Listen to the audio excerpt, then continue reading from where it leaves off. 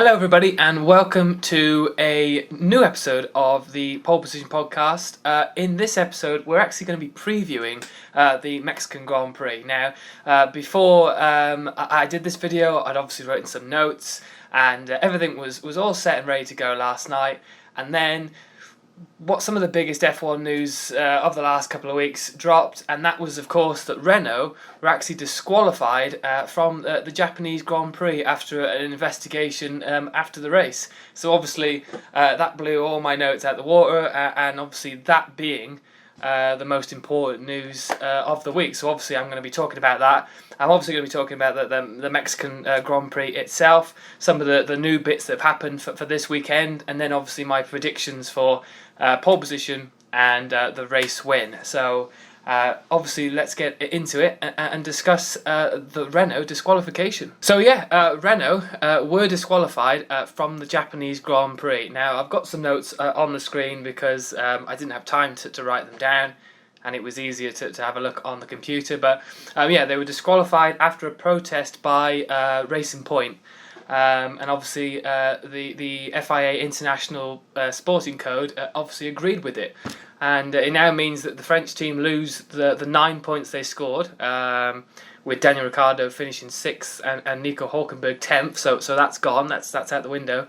And Racing Point protested because they thought that alleged breach of the sporting and technical regulations, and it related to a preset automated brake bias system. I mean, okay for Racing Point for finding that out, but onboard camera footage with the brake balance display on the Renault's drivers' steering wheels changing without the driver input. So a lot of detail went into this for Racing Point to actually put this forward and put the case. And with this onboard footage now that the cars have, it's sort of a slam dunk for the sporting regulation teams to look at and think, well, they obviously did break the rules. But Renault dispute the claim, and are obviously going to be putting in their own case, I'm guessing, to try and get the points back, a bit like Haas did, or Alfa Romeo did so far this season.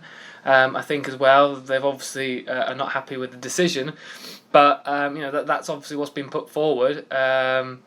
It means now, obviously, with them losing the 9 points, McLaren are in 4th with 111, and it's quite a substantial gap now. I said them 9 points were vital in the last review of the Japanese Grand Prix and the podcast for Renault, because they were slowly losing positions to Renault in terms of the gap in points.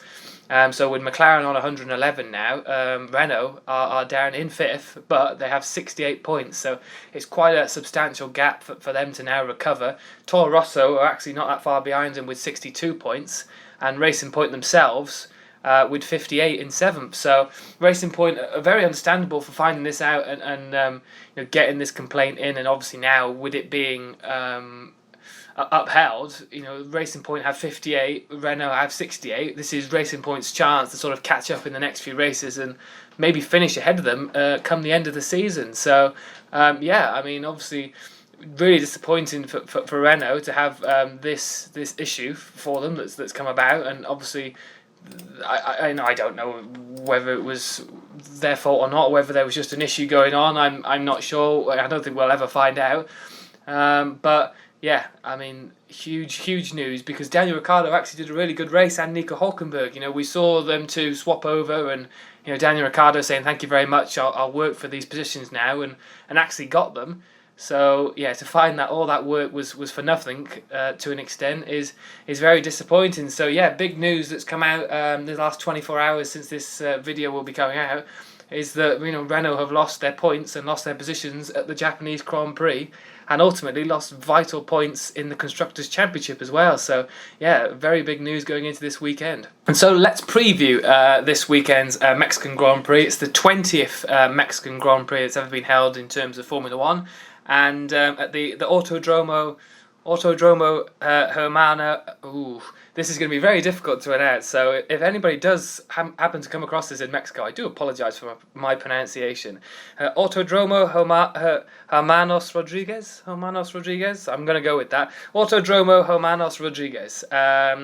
Now, this track, I absolutely love the Mexican Grand Prix since it's come back onto the calendar. It normally ties in with the Day of the Dead festival weekend, so that is a huge bonus for F1 because it sort of comes together and everybody dresses up, and it's a huge festival sort of weekend.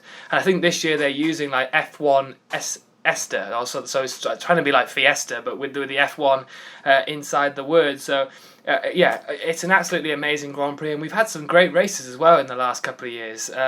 Obviously, Lewis Hamilton winning both of his championships at Mexico in the last 2 years, and Max Verstappen winning the last 2 races as well. So huge news. If you're a Red Bull fan, this is the circuit that we think this should suit them, but we said that at Singapore this year as well, so hopefully it is good for the Red Bull team. But a couple of stats to do with this racetrack. Mexico City is 2,285 metres above sea level, and it's the highest racetrack that F1 use throughout the F1 calendar. That's the highest at sea level. It's 1,000 more than any other track on the calendar, the second highest, 1,000 more meters. So it has a huge impact obviously on the cooling, and with the internal combustion engine we've seen over the last few years, Renault have struggled a couple of times with their power unit. All the power units are turned down compared to other racetracks, simply because the wear on the engine, and obviously the cooling is substantial. So although the cars are fast, they're not as fast as they could be if the track was lower down towards sea level. But it's a different sort of type of race with that being an impact. So I love the Mexican Grand Prix, and I'm really looking forward to it. The atmosphere is huge as well, with the stadium section where the cars go around the sort of chicane and through the stadium. It's really enjoyable, and I think there's no other racetrack really like it in terms of that, with the stadium and going through that. I know you have like little bits in other racetracks, but I think the Mexican one, the atmosphere is huge. I think I'd put it towards like the British Grand Prix or the Italian Grand Prix. That the Mexican fans love motor racing, so it's definitely a huge event that goes on. Like I said, in terms of history, Lewis Hamilton has secured the Drivers' Championship at the circuit in the last 2 years.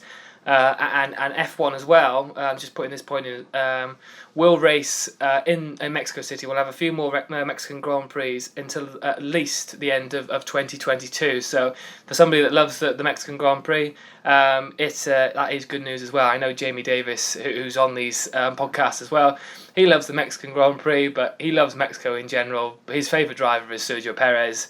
So this race weekend is huge for him as well. Just quickly as well, there will be an extra DRS zone for this Grand Prix weekend. There's normally 2 DRS zones. There will be 3 in operation this weekend, which is going to be interesting actually, because this circuit, there's loads of straight. There's 2 huge straights. The one from the start finish line to turn 1 is huge. I don't know if it's the longest straight. I'm pretty sure if it's not, it's up there with being one of the longest. So there's a lot of times for overtaking. So having another DRS zone could be interesting as well. It's located between sectors 2 and 3, between turn 11 and 12. So just to let you know, I'm sure somebody else on the telly, or if you're listening to it on the radio or something like that, they probably will explain to you, and it will be more in depth. But just to let you know, there is an extra DRS zone between turns 11 and 12 this weekend, and hopefully that gives us more action than we normally get, because we do get a lot anyway at the Mexican Grand Prix. There are a few little bits. Now, I know there are Lewis Hamilton fans out there, and he could win the Drivers' Championship again for a 3rd year in a row at Mexico. But it's probably harder than it has been for the last couple of years. So F1 actually put out a picture the other day of how he could actually win this weekend, and I'm going to put it on the screen because it's going to be easier for me to explain to you. Because it is quite difficult otherwise. So I'm just going to get it on the screen for myself as well. How Hamilton will become champion in Mexico will be that if he finishes first with the fastest lap, so that one extra point, and Bottas only finishes in fourth, because we all know that Valtteri Bottas is the only person that can catch Lewis Hamilton now for the championship. Also, if Hamilton finishes first, Bottas finishes in fifth, Hamilton finishes second, and Bottas eighth with no fastest lap. Hamilton second again, Bottas ninth, Hamilton third with the fastest lap, and Bottas ninth, or him in third with Bottas in 10th with no fastest lap. Now, thank goodness F1, and thank you for F1, obviously, for making that easier for me to explain, because that would have took a lot longer, but thanks for them for that picture, because that's really helpful. But I'm not actually sure. I don't think Lewis Hamilton will win it this weekend. I'm hoping he doesn't win it, just because it'll make the last few races that little bit more exciting and intense as to when he'll win it. I just don't see Mercedes going on to my preview of the weekend now. I just don't see Mercedes being as fast as they normally are in other circuits. Mexico, like we said before, with the high altitude and it being 2,285 above sea level, I've just changed over, so that's good remembering, really. That obviously the engines are turned down, so it's sort of neck and neck. We've seen, like I said, Red Bull do quite well at this circuit for the last couple of years. Ferrari also do well at this circuit, so I'm not sure Lewis Hamilton will win this weekend. So I think if Bottas at least stays close with him, maybe like fourth and fifth, if he's keeping on terms with him, then obviously Hamilton won't win, and it'll extend it a little bit further, and hopefully Bottas has got that fire in his belly to keep going, keep pushing, because who knows, he might win. It's a huge might, but he might do it. So in terms of my thoughts onto the weekend, I think pole position will be between Red Bull and Ferrari. Like I said, I don't think Mercedes will be up there fighting for it. I mean, who knows? I normally get my predictions wrong, so this could be coming back on me going, what the hell are you thinking, Jack? But in terms of pole position, I'm going to go with either Max Verstappen or Sebastian Vettel. I know Charles Leclerc has been doing immensely well in terms of his pole positions as of late, but I just think with Red Bull obviously having a great history here in the last few races and last few years, they sort of know how to do it. Max Verstappen was it last year? He was absolutely gutted that he didn't get pole position. I think Daniel Ricciardo got it, and that was so close to being his first pole position, and Daniel Ricciardo just nicked it off him. I think Max will be wanting to go for pole position here as well, as will Sebastian Vettel, who obviously got pole position in Suzuka in Japan a couple of weeks ago.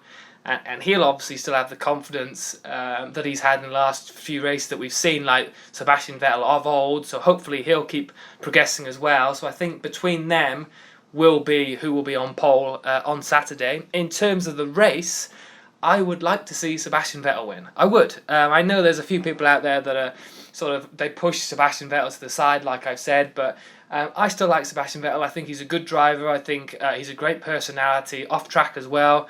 I think he's obviously improved from the days of when he was at Red Bull, where I didn't really care for him that much because, I don't know, it was just sort of them years of him being dominant.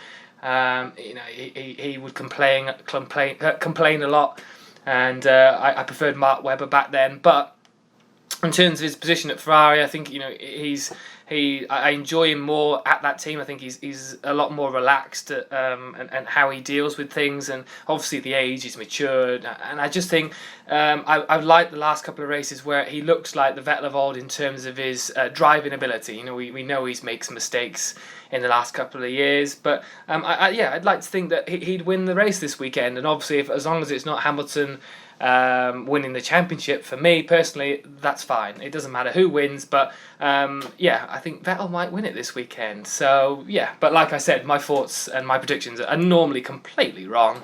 So when I go to do the review next week of the Mexican Grand Prix, I'll be looking at my preview going, what were you thinking? But that's normally what happens with me. So this is just a quick little video of my thoughts, and obviously the news about Renault losing their points in Japan. Let me know in the comment section below what you think who will be on pole, who you think will be on pole position, and who you think will win the race this weekend. Do you think it's going to be a good one? What about that extra DRS zone? And what do you think, obviously, about Renault losing their points in Japan? can let me know in the comment section below. I will be doing a review, of course, of the Mexican Grand Prix, so stay tuned for that next week. Like the videos, please comment, like I said, on what you think, and subscribe to the Pole Position Podcast YouTube channel. Thank you very much for all these views in the last couple of weeks. It's really meant a lot, and I'm enjoying putting these videos out of the reviews and now preview of the race. So yeah, thank you very much for watching and listening, and I will see you all next week for the review of the Mexican Grand Prix. Let's hope it's a good one.